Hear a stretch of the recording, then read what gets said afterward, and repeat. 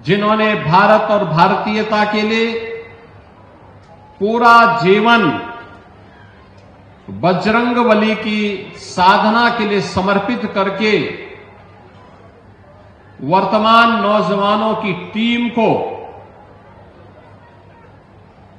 स्वस्थ शरीर के बारे में पहलवानी के इस कार्य के साथ जोड़ा। ऐसे हिंद केसरी के रूप में विख्यात ब्रह्मलीन महंत बाबा हरशंकर दास जी महाराज की पुण्य स्मृति को नमन करते हुए उन्हें मैं विनम्र श्रद्धांजलि अर्पित करता हूं।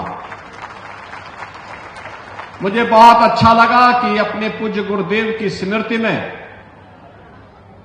श्री हनुमत विराट महायज्ञ, श्री रामार्चा महायज्ञ, गौरी गणेश पूजन, सामूहिक कन्या पूजन, सामूहिक कन्या विवाह, सामूहिक वरिष्ठ नागरिक सम्मान, चिकित्सा शिविर, स्वास्थ्य शिविर और महाशिवरात्रि के अवसर पर महारुद्राभिषेक के भव्य आयोजन इस राम जानकी मंदिर बजरंग धाम के इस व्यायामशाला में बलराम दास जी महाराज ने आयोजित किया है। आप सोचो, बाबा हरशंकर दास जी महाराज एकदम संत स्वभाव के हनुमान जी के परम भक्त और पहलवानी में पारंगत थे। सैकड़ों नौजवानों को उन्होंने इसके माध्यम से धर्म के मार्ग पर चलने के लिए, राष्ट्र की रक्षा के लिए कैसे नागा सन्यासी अपने आप को समर्पित करते रहे हैं। बाबा हरशंकर दास जी महाराज का जीवन चरित्र उसका उदाहरण है और आज उनकी पुण्य स्मृति के इस कार्यक्रम के साथ मुझे जुड़ने का सौभाग्य प्राप्त हुआ है। मैं इस अवसर पर उनकी स्मृति को पुनः कोटि कोटि नमन करते हुए उन्हें विनम्र श्रद्धांजलि अर्पित करता हूं। बहनों और भाइयों, यही है हमारी सनातन धर्म की परंपरा। बाराबंकी जनपद कहते हैं कि हिरण्याक्ष राक्षस को मारने के लिए भगवान ने 12 रूप में इसी जनपद में अवतार लिया था। भगवान विष्णु के जो अवतार हैं उनमें 12 अवतार की भूमि बाराबंकी। भगवान लोदेश्वर महादेव का पवित्र धाम इसी बाराबंकी जनपद में, और यही जनपद है जिसने हॉकी के एक महान खिलाड़ी जिन्हें पद्म पुरस्कार से भी सम्मानित किया गया था, ऐसे से केडी सिंह बाबू को भी जन्म दिया था। ये वही धरती है, ये वही धरा है जिस धरा ने आधुनिक भारत में कैसे आधुनिक खेती करनी है, यहां के अन्नदाता किसानों ने, प्रगतिशील किसानों ने अपने परिश्रम से, अपने पुरुषार्थ से वह सब अर्जित करके एक नई प्रेरणा दी है वर्तमान समय के नौजवानों के लिए भी और अन्नदाता किसानों के लिए भी। मैं यहां पे लोदेश्वर महादेव की इस पावन धरा को, केडी सिंह बाबू की इस पावन धरा को, यहां के प्रगतिशील किसानों के इस परिश्रम को भी नमन करता हूं, जिन्होंने इस जनपद को एक नई पहचान देने के क्रम में आगे बढ़ाया है। और यही कारण है अब लोदेश्वर महादेव के मंदिर में भी भव्य कॉरिडोर बनेगा। भव्य कॉरिडोर ऐसे ही जैसे काशी विश्वनाथ मंदिर में बना है, ऐसे ही जैसे गोला गोकर्णनाथ में, लखीमपुर खीरी में हमारी सरकार बना रही है, और ऐसे ही यहां पे लोदेश्वर महादेव के मंदिर में भी इस प्रकार का एक भव्य कॉरिडोर निर्माण के लिए सरकार पैसा दे चुकी है। कार्य प्रारंभ होने वाला है।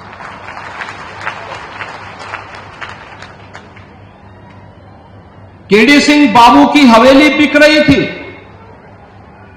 हमारी सरकार ने कहा नहीं, देश के लिए उनकी सेवाओं को देखते हुए वह बिकेगी नहीं, सरकार उसका खर्चा देगी और उस हवेली में केडी सिंह बाबू का स्मारक बनेगा। उनकी स्मृतियों को सजो करके वहां पे खेल की एक नई एकेडमी के निर्माण के कार्यक्रम को हम आगे बढ़ाएंगे। बाराबंकी का नौजवान भी केडी सिंह बाबू से प्रेरणा प्राप्त करके इस राष्ट्रीय खेल के प्रति अपने आप को समर्पित कर सके, इसके लिए सरकार कार्य कर रही है। अन्नदाता किसानों को सम्मान देने के लिए ही आदरणीय प्रधानमंत्री जी ने यहां के प्रगतिशील किसान श्री राम शरण वर्मा जी को पद्म पुरस्कार से सम्मानित करके हर किसान को सम्मानित किया था। आपके परिश्रम को, आपके पुरुषार्थ को सम्मानित किया था। और यही परंपरा आगे बढ़ाने के लिए आज हम सब आपके बीच में आए हैं। आपने देखा होगा यहां के लोकप्रिय विधायक जब अपनी बात को यहां पे कह रहे थे, जब यहां पे अपनी बातचीत कह रहे थे, उस समय उन्होंने यहां की योजनाओं के बारे में गिना, कैसे 84 कोस परिक्रमा का भाग यह जनपद भी बन रहा है और परिक्रमा मार्ग बनेगा, स्वाभाविक रूप से यहां का विकास कई गुना बढ़ेगा, रोजगार की नई संभावनाएं विकसित करेंगे। और अब तो हम स्टेट कैपिटल रीजन SCR के अंतर्गत हम लोगों ने बाराबंकी जनपद को लिया है। बड़े विकास के कार्यक्रमों को हम आगे बढ़ा रहे हैं। बाराबंकी का नौजवान रोजगार और नौकरी के लिए बाराबंकी के बाहर नहीं जाएगा, बाराबंकी में उसे रोजगार मिलेगा। यहां के सतीश चंद्र शर्मा जी ने, सुरेश राय जी ने, यहां के जनप्रतिनिधियों ने जो प्रस्ताव दिया था, राम स्नेही घाट के पास हमारा एक बहुत बड़ा औद्योगिक क्षेत्र खड़ा होने जा रहा है, उद्योग यहीं लगेंगे। बाराबंकी जनपद इतनी पवित्र नदी सरयू मैया की कृपा यहां पर है। पौराणिक काल से इसका अपना एक गौरवशाली अतीत रहा है।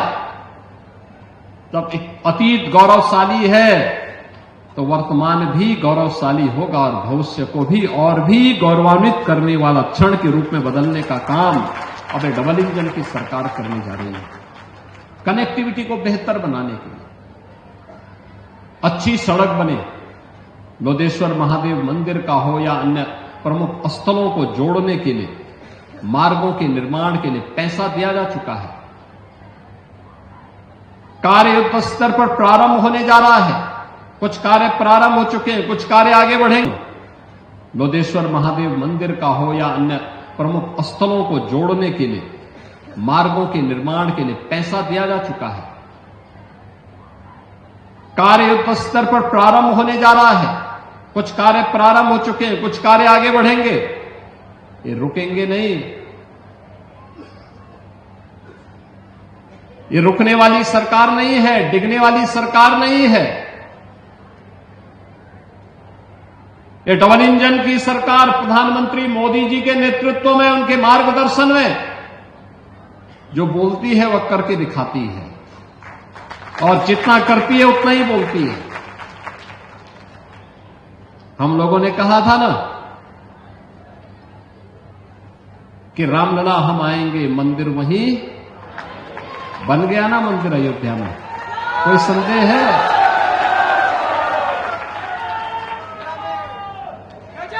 कोई संदेह है?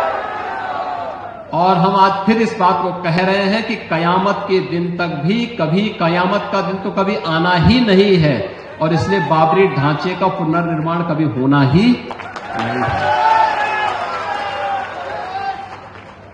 जो कयामत के दिन आने का सपना देख रहे हैं, ऐसे ही सड़ गल जाएंगे, कभी वह दिन आने वाला नहीं है।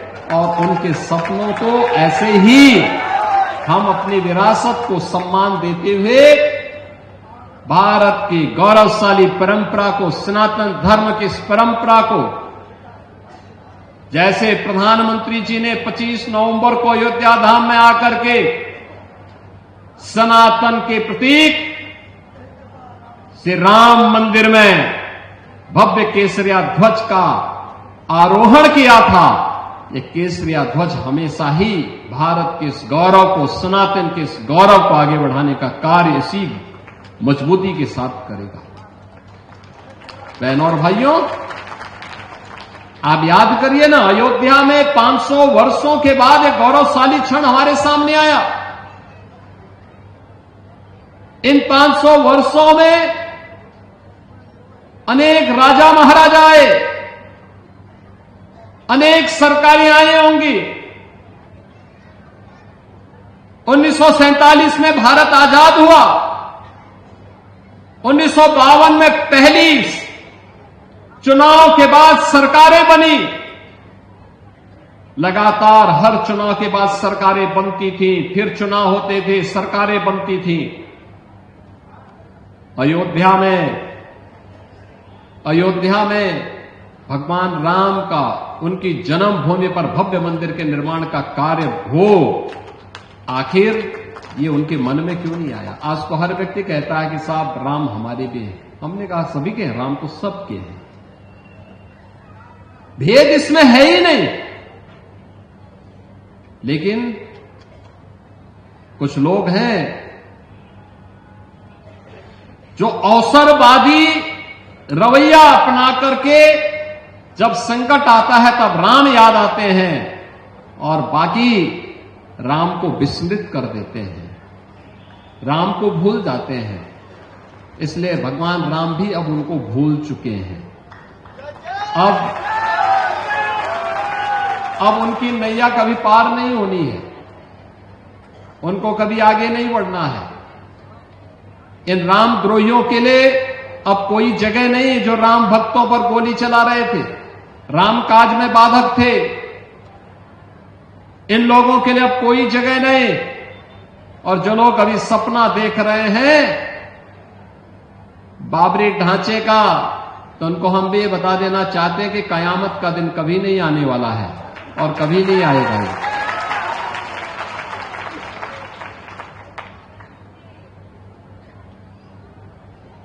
कयामत के दिन के लिए मत जियो। हिंदुस्तान में कायदे से रहना सीखो, कायदे से रहना सीखो। यहां का कानून मानो,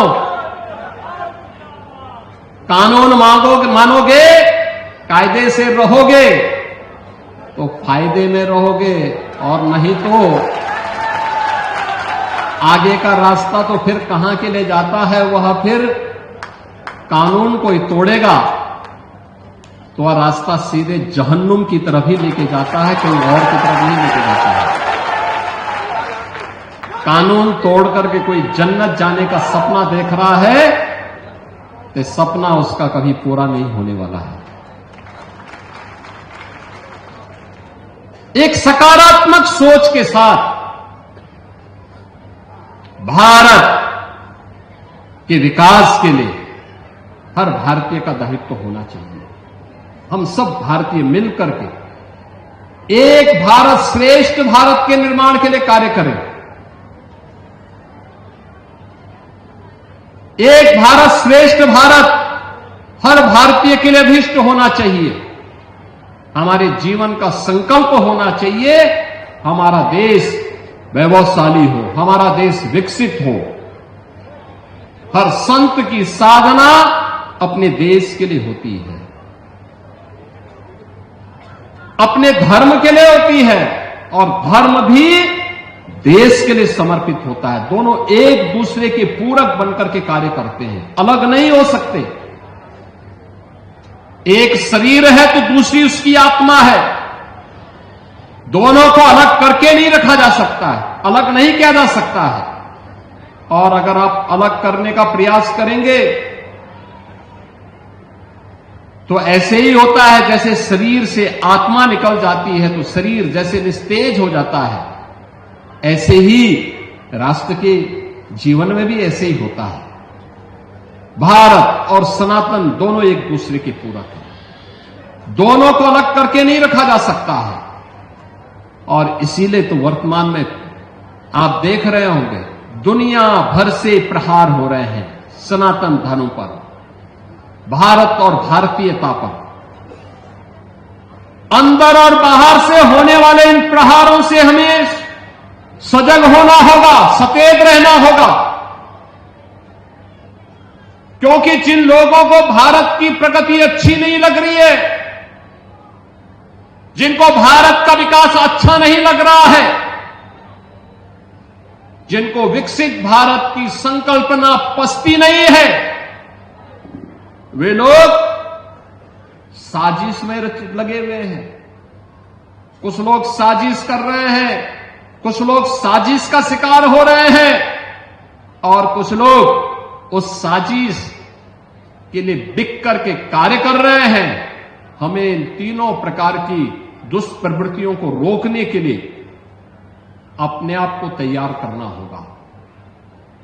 यह देश कभी कमजोर नहीं था, याद रखना है, देश कभी कमजोर नहीं था। हमारे पास सब कुछ था।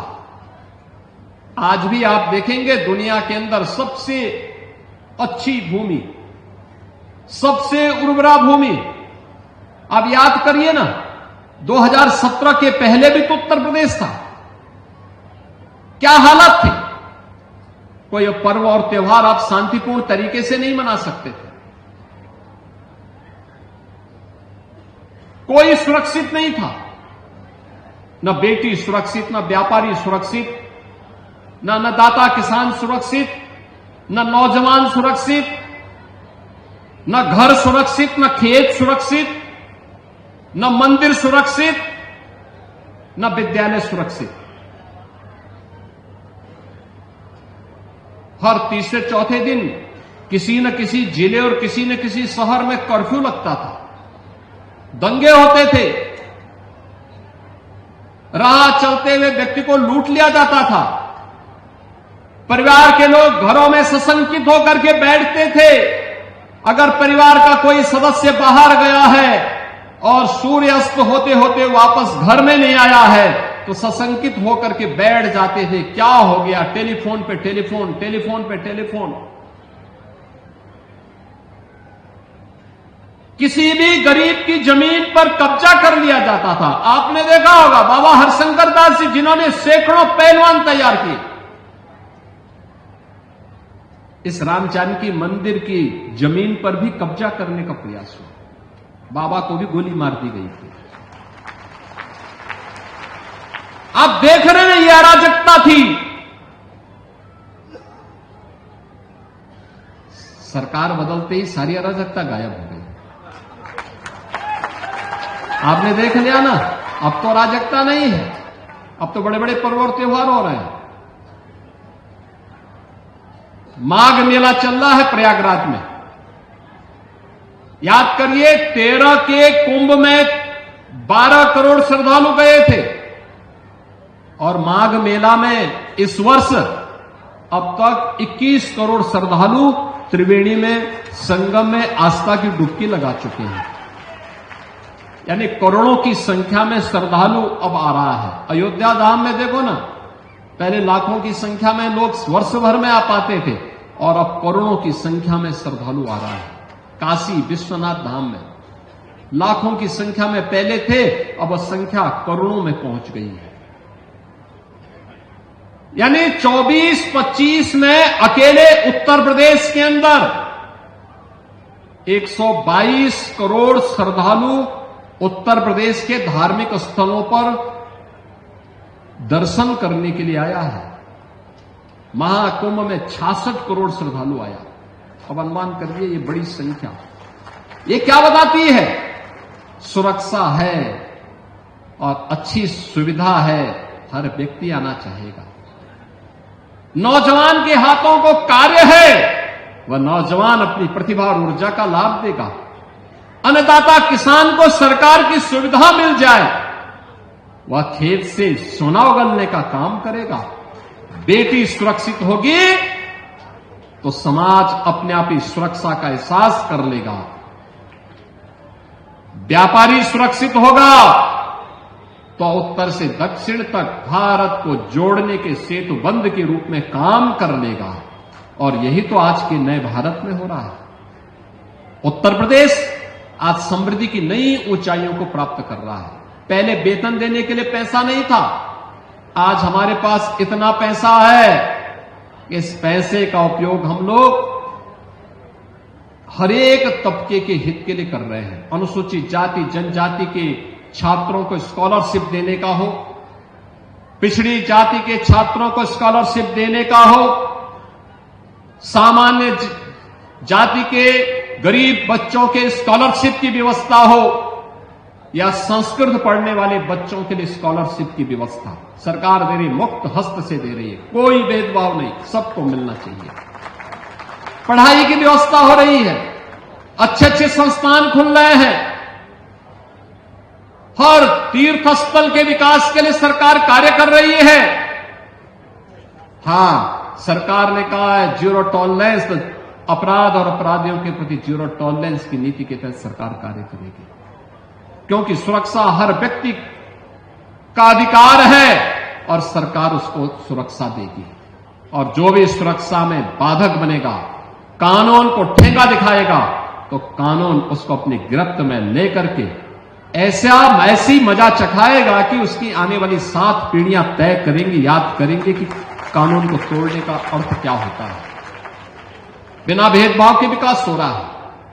आप मुझे बताइए, 1947 से सरकारें स्वतंत्र भारत में गरीबों के मकान नहीं बन पाए।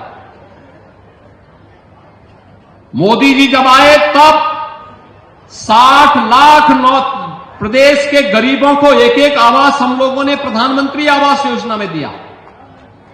गरीबों के घर में शौचालय नहीं बन पाए थे। आप गांवों में जाते थे, आज से 8 साल पहले जिस भी गांव में जाइए, गांव की सड़कें पैदल जाओ गंदगी से भरी होती थी, बदबू आती थी, लोगों को नाक बंद करना पड़ता था। आज नहीं है, क्योंकि हर घर में शौचालय बन गया है। आज गांव साफ और सुथरे हैं, बीमारियां कम हुई हैं, शुद्ध पेयजल की व्यवस्था उपलब्ध करवाई जा रही है। पहले बिजली केवल 2, 3, 4 जनपदों को मिलती थी, अब सभी 75 जनपदों को बिजली उपलब्ध करवाई जा रही है। विकास के बड़े बड़े कार्य हो रहे हैं। और जो पैसा भ्रष्टाचार की चपेट में आता था, वह पैसा विकास में खर्च हो रहा है, नौजवानों के रोजगार में खर्च हो रहा है, वह पैसा धर्मस्थलों के पुनरुद्धार के लिए खर्च हो रहा है, नए नए कॉरिडोर के विकास के लिए खर्च हो रहा है। विरासत और विकास की इस यात्रा को लेकर के वर्तमान में सरकार कार्य कर रही है, और उसी यात्रा का प्रतिफल है उत्तर प्रदेश अब भारत की जो देश की जो 3 बड़ी अर्थव्यवस्था है, उनमें से उत्तर प्रदेश भी एक है। अब उत्तर प्रदेश बीमारू नहीं, बल्कि देश के अर्थव्यवस्था का एक मजबूत राज्य बनकर के उभरा है। भारत की अर्थव्यवस्था में मजबूती प्रदान कर रहा है, और उसी मजबूत परंपरा को आगे बढ़ाने के लिए हम लोग आज यहां पर बाराबंकी में आए हैं। मुझे बहुत अच्छा लगा। बलराम दास जी अपने पूज्य गुरुदेव की स्मृति में अनेक कार्यक्रम करते हैं, धार्मिक कार्यक्रम भी होते हैं, कन्याओं की सामूहिक विवाह के कार्यक्रम भी होते हैं। हमारी सरकार ने भी तय किया है, बेटी हमारे यहां तो माना जाता था, गांव की बेटी सबकी बेटी, यही तो मान्यता थी। गांव की बेटी को सभी लोग बेटी के रूप में सम्मान देते थे। और हमारी सरकार ने कहा कि अगर कोई मां बाप अपनी पुत्री की शादी नहीं कर पा रहा, सरकार उस जिम्मेदारी को निभाएगी। हमने कहा बेटी के जन्म लेने के साथ ही स्नातक तक की पढ़ाई के लिए 25,000 का पैकेज सरकार देती है। बेटी के लिए वो शादी योग्य होगी, सामूहिक विवाह योजना में 1 लाख रुपए हम बेटी की शादी के लिए सरकार से भी उपलब्ध करवा रहे हैं, क्योंकि समाज की जिम्मेदारी है, ये सरकार की जिम्मेदारी है, सरकार उसका संबल बने। आप सोचिए 1 करोड़ 6 लाख परिवारों को, 1 करोड़ 6 लाख परिवारों को हम लोग सालाना 12,000 की पेंशन दे रहे हैं, वृद्धजनों को, निराश्रित महिलाओं को और दिव्यांगजनों को।